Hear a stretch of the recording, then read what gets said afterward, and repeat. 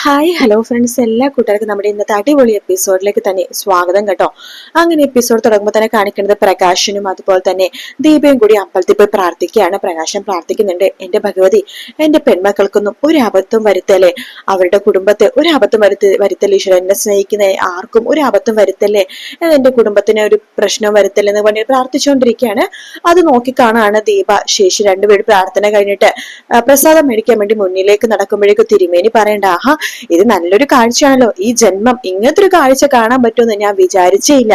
എന്തായാലും സന്തോഷമായി, എല്ലാം കല്യാണി മോളുടെ മിടുക്കാണ് എന്നത് പൂജാരി പറയുമ്പോ അതെ, അവള് കാണുവാണ് തെറ്റ് ചെയ്തൊരു പോലും നല്ല രീതിയിൽ നടക്കണ തിരുമേനി. അതെ, മോള് മുമ്പ് ഇവിടെ എപ്പോഴും വരുമ്പോഴേ ഭഗവതിയെ പ്രാർത്ഥിച്ചു കാണുമായിരിക്കും അച്ഛൻ തന്നെ സ്നേഹിക്കണേന്ന്. അതുകൊണ്ടിട്ടായിരിക്കും ഈ സമയത്താണെങ്കിലും പ്രകാശൻ അവളെ സ്നേഹിക്കണത് എന്ന് പറയുമ്പോ ദീപ പറയുന്നുണ്ട്, അത് സത്യമാണ്, മോൾക്ക് അങ്ങനത്തെ ഒരു ആഗ്രഹം എപ്പോഴും ഉണ്ടായിരുന്നു, അച്ഛൻ അവളെ സ്നേഹിക്കണേന്ന്.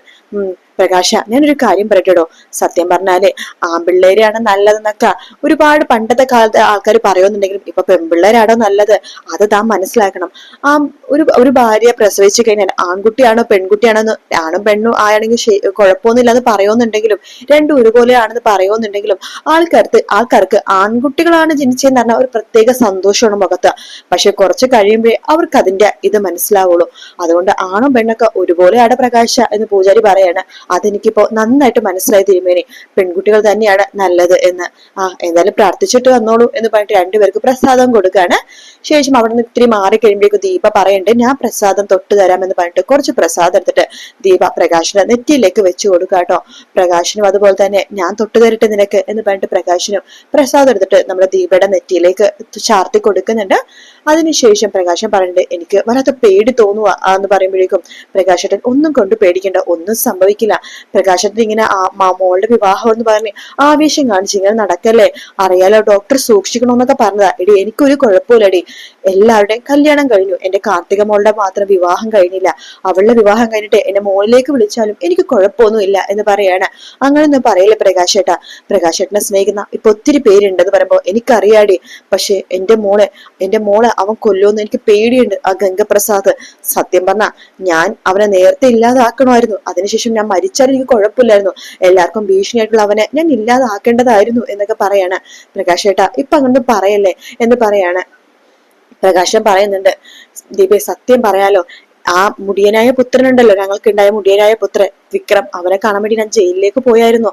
അപ്പൊ അവൻ എന്നോട് എന്താ പറഞ്ഞതറിയോ, നിങ്ങൾ പോയി ചാവാൻ.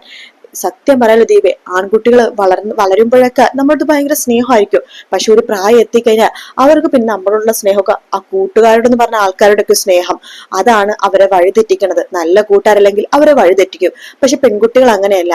എന്തായാലും പെൺകുട്ടികളാ ദീപേ നല്ലത്, പെൺകുട്ടികൾ തന്നെയാ നല്ലത് എന്നൊക്കെ പറഞ്ഞിട്ട് പ്രകാശനും ദീപേ അവിടെ നിന്ന് അങ്ങോട്ട് പോകുക കേട്ടോ. അതിനുശേഷം പിന്നീട് കാണിക്കുന്നത് നമ്മുടെ ദിലീപിനെയാണ്. ദിലീപിനെ കാണാൻ വേണ്ടി കിരൺ പോയിരിക്കട്ടെ. അപ്പൊ ദിലീപിനോട് പറയണ്ട, ദിലീപും വീട്ടുകാരും സൂക്ഷിക്കണം, ആ ഗംഗപ്രസാദ് ഹോസ്പിറ്റലിൽ നിന്ന് ചാടിയ പിന്നെ ആർക്കും ഒരു സമാധാനം ഇല്ല. അവന്റെ ആദ്യത്തെ ടാർഗറ്റ് ദിലീപും കാർത്തികയായിരിക്കും. കാരണം ദിലീപാണല്ലോ ഇത്രയൊക്കെ പ്രശ്നം ഉണ്ടെന്നുണ്ട് കാർത്തികനെ വിവാഹം കഴിക്കാൻ വേണ്ടി തയ്യാറായത് എന്ന് പറയുമ്പോ ദിലീപ് പറയണ്ട്, കിരണെ നിങ്ങളും നിങ്ങളുടെ വീട്ടുകാരൊന്നും ടെൻഷൻ അടിക്കല്ലേ, എനിക്കൊരു കുഴപ്പവും സംഭവിക്കില്ല എന്ന് പറയാണ്. എന്നാലും ഒരു പേടി പോലെ നോക്ക്, അവൻ ആ ഗംഗപ്രസാദ് അവൻ ഒരു പ്രാവശ്യം ഒറ്റയ്ക്ക് കിരണിന്റെ അടുത്ത് വന്നപ്പോ കിരൺ അവനെ തല്ലി ചതച്ച് മൂലക്കിട്ടില്ലേ. അപ്പോ അവൻ അത്രയല്ലേ ഉള്ളൂ. പിന്നെ അവനെ കുറിച്ച് ഒത്തിരി ഞങ്ങൾക്ക് ആർക്കും ഒരു പേടിയില്ല.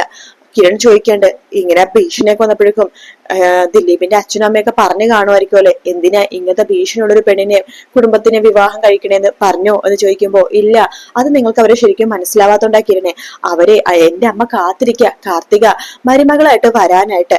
അമ്മക്ക് അത്രക്ക് ഇഷ്ടപ്പെട്ടു കാർത്തികേനെ, എത്രയും പെട്ടെന്ന് വിവാഹ നിശ്ചയം നടത്തി വിവാഹം കഴിഞ്ഞ് കാർത്തികനെ വീട്ടിലേക്ക് കൊണ്ടുവരാൻ കാത്തിരിക്കുക അമ്മ എന്ന് പറയുമ്പോഴേക്കും കിരണിനെ സന്തോഷാവാണ്.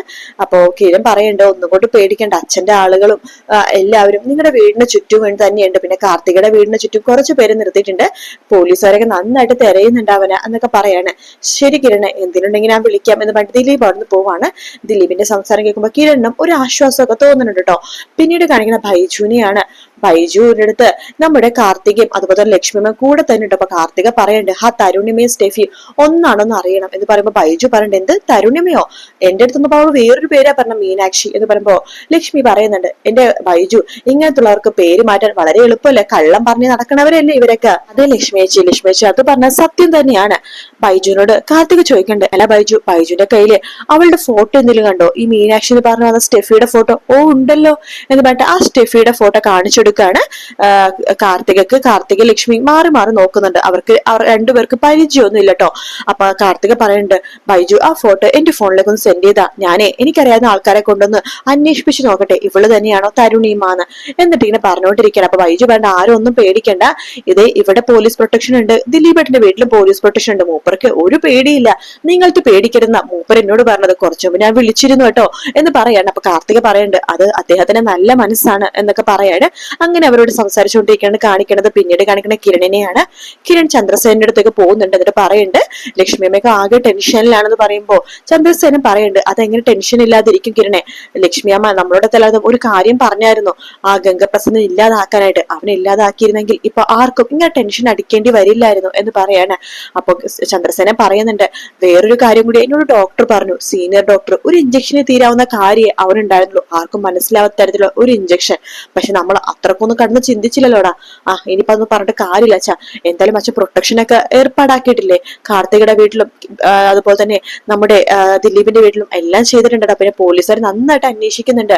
പിന്നെ എനിക്കൊരു കാര്യം പറയാനുള്ള മക്കളെ, നീയും അതുപോലെ തന്നെ കല്യാണമോളും സൂക്ഷിക്കണം കേട്ടോ. അച്ഛാ ഞങ്ങളെക്കാളും ഞങ്ങൾക്ക് പ്രധാനം നിങ്ങളുടെയൊക്കെ ജീവനാണ്, അച്ഛൻ പേടിക്കൊന്നും വേണ്ട, ഒന്നും സംഭവിക്കില്ല എന്ന് പറഞ്ഞിട്ട് കിരൺ അവിടെ നിന്ന് ഇറങ്ങുന്നതാണ് കേട്ടോ പിന്നീട് കാണിക്കുന്നത്. അതിനുശേഷം കാണിക്കുന്നത് ഗംഗാപ്രസാദിനെയാണ്. ഗംഗാപ്രസാദ് ഷർട്ട് കൂരിങ്ങനെ നിൽക്കുകയാണ്.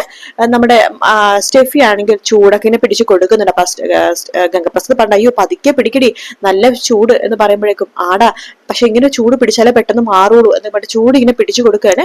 ഗംഗാപ്രസാദ് പറയണ്ടു ആ ഓട്ടോറിക്ഷ ഞാനൊരു പുഴക്കരയിൽ വെച്ച് പുഴയുടെ അരികിൽ വെച്ചിട്ടാണ് അവിടെ നിങ്ങോട് വന്നത്. എന്ത് പറയാനാ, എന്നെ അവിടുത്തെ ജയിലിലെ സൂപ്രണ്ട് ഒരുപാട് ഉപദ്രവിച്ചിട്ടുണ്ടായിരുന്നു, അയാൾക്കിട്ടൊരു പണി എനിക്ക് കൊടുക്കണമെന്നുണ്ടായിരുന്നു, അയാൾ ഒരു ഒറ്റ ആള് കാണുവാ ഞാൻ ജയില് കമ്പി വളച്ചത് വെറുതെ ആയി പോയത്, എന്തായാലും അയാൾക്കൊരു അവസരം കിട്ടിയ അയാൾക്ക് ഞാൻ കൊടുക്കും. എടാ അതൊക്കെ നീ വീട്, ആദ്യം നമുക്ക് ജീവൻ എടുക്കേണ്ടത് ദിലീപിന്റെ ആണോ അത് സ്റ്റെഫിയുടെ ആണോ? അവളെ കെട്ടാൻ വേണ്ടി വന്നില്ലേ അൽപായസകാരൻ ദിലീപ്, അവനെ എനിക്ക് നോട്ടമുണ്ട്, അതുപോലെ തന്നെ കാർത്തികയെ എനിക്ക് നോട്ടമുണ്ട് എന്ന് പറയാണ്. അതിൽ ആരെങ്കിലും ഉടനെ ഇല്ലാതാക്കിയേ പറ്റുള്ളൂ, നമുക്ക് അധികം സമയമില്ല. എടി എനിക്ക് എത്രയും പെട്ടെന്ന് പുറത്ത് കിടക്കണം. എടാ നിനക്ക് പുറത്ത് കിടക്കണം പെട്ടെന്ന് പറ്റില്ല, പോലീസൊക്കെ വളരെ അധികം ഉണ്ട്, നീ വിചാരിക്കുന്ന പോലെ തമിഴ്നാട് പോലല്ലേ ഇവിടെ, ഒരു മുക്കിലും മൂലിലൊക്കെ പോലീസ് നിൽക്കാടാ. പിന്നെ നിന്റെ വാർത്തയൊക്കെ അപ്പപ്പ ടിവിയിലും അതുപോലെ തന്നെ പല വോൾസിലും ഒക്കെ അടിച്ചു വെച്ചിട്ടുണ്ട്, അതുകൊണ്ട് പെട്ടെന്നൊക്കെ ആൾക്കാർക്ക് നിന്നെ മനസ്സിലാകും. എടി സ്റ്റെഫി ഞാനാണെങ്കിൽ മരുന്നൊന്നും എടുത്തില്ലേ, പെട്ടെന്ന് ഓടി വന്നതല്ലേ, എടാ നീ പേടിക്കണ്ട, ഞാനൊരു ഹോസ്പിറ്റലിൽ കുറച്ചുനാൾ വർക്ക് ചെയ്തതല്ലേ, ഈ മുറിവിനുള്ള മരുന്നൊക്കെ ഞാൻ സംഘടിപ്പിച്ച് തരാടാ എന്ന് പറയാണ്. നീ എന്തായാലും റെസ്റ്റ് ചെയ്യുന്ന പറയുമ്പോ എടി ഇവിടെ കഴിക്കാൻ എന്തെങ്കിലും ഉണ്ടോ? എടാ കഴിക്കാൻ എന്നൊന്നും ഉണ്ടാക്കി വെച്ചിട്ടൊന്നുമില്ല, മുട്ട ഇരിപ്പുണ്ട്, പിന്നെ ബ്രെഡ് ഇരിപ്പുണ്ട്, ഞാനൊരു ബ്രെഡ് ഓംലെറ്റ് ഉണ്ടാക്കി തരട്ടെ. ബ്രെഡ് ഓംലെറ്റ് ഒന്നും വേണ്ടി, മുട്ട പൊരിച്ചിട്ടെ അതിന് കുറച്ച് കുരുമുളക് ഇട്ടിട്ട് ഉണ്ടാക്കിക്കൊണ്ടുപോവാ. ശരിയടാ എന്ന് പറഞ്ഞിട്ട് സ്റ്റെഫി അപ്പുറത്തേക്ക് പോവാണ്.